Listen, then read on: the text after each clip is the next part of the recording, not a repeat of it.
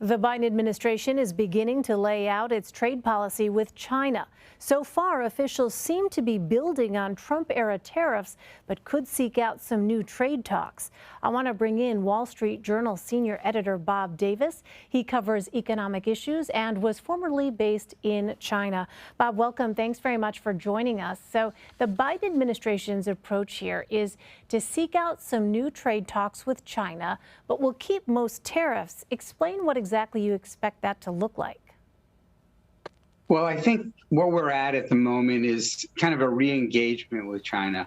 They really aren't committing to more than a phone call between the U.S. Trade Rep Katherine Tai and her Chinese counterpart Liu He, and they'll kind of take it from there. And in addition, the U.S. is starting what's called a tariff exclusion process. It's a way for companies to get out from under tariffs. So it's kind of status quo, basically picking up the pieces after 8-9 months of talking about what they're going to do on China trade, making a start.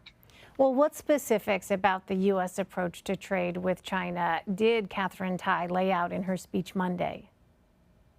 You know, it was unfortunately quite short on specifics. And basically what she said was they're tired of the way China is acting in terms of its commercial relations with the United States. Complaints that honestly you've heard from prior administrations, that decisions aren't made on a commercial basis, that intellectual property is stolen, U.S. companies are subject to unfair competition with subsidized Chinese industries.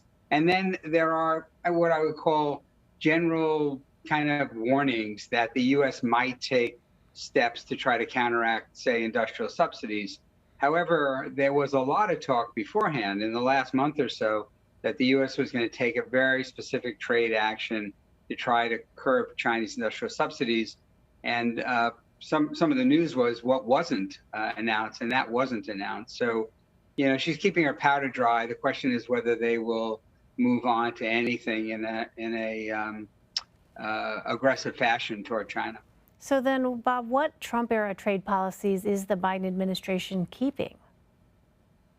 Well, they're keeping all the tariffs. Nothing has been removed. There's a tariff exclusion process, like I said, which the Trump people used to have. They've given up on the so-called phase 2 negotiations. So there was, under the Trump administration, the U.S. negotiated what's called the phase 1 agreement, which was dealt with intellectual property theft and also set out some ambitious targets for Chinese purchases. The U.S. essentially is looking to enforce that agreement, but there was always intended to be a second negotiation, which were going to look at structural issues.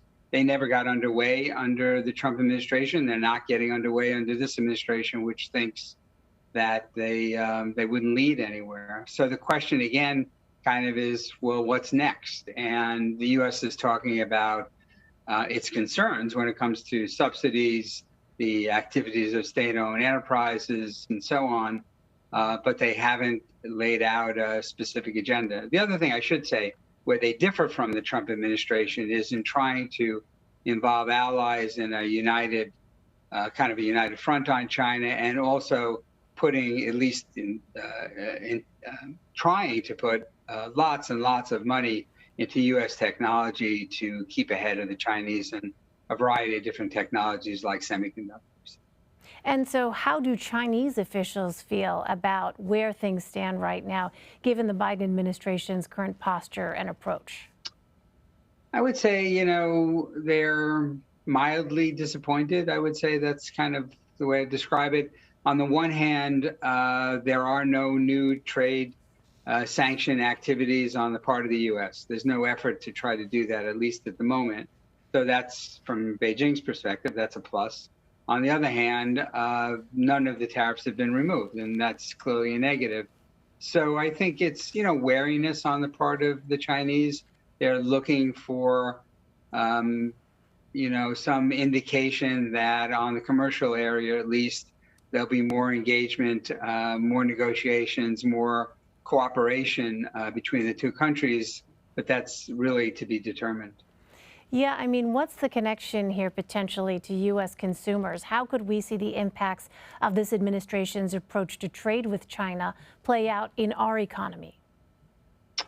I think in a couple of ways. One, one of the big concerns these days is inflation, right? And certainly tariffs add to inflation because they raise prices, right? So they're not literally being removed. The tariffs will remain. However, a lot of companies will put in for essentially an exception to the tariffs. And I think this administration will be much more likely to grant them than the last administration was. So you might see some downward pressure, on prices in that fashion. And the other question for consumers, for the average person is, I mean, it's pretty clear that these two economies, while they're not decoupling, they're not separating entirely, they're certainly moving in, on different paths. I mean, it used to be kind of train tracks, moving into the future in parallel fashion, and clearly those paths are diverging, and that's going to have a lot of, impact on U.S. jobs, prices of goods, and how we look at the future. I mean, how confident we are that the two countries will get along, the two most powerful countries in the world. That's not just a commercial question, that's a security question, but it gets to people's sense of well-being. Right, major implications on many levels. Bob Davis, Bob, great to have you. Thank you very much. Thank you.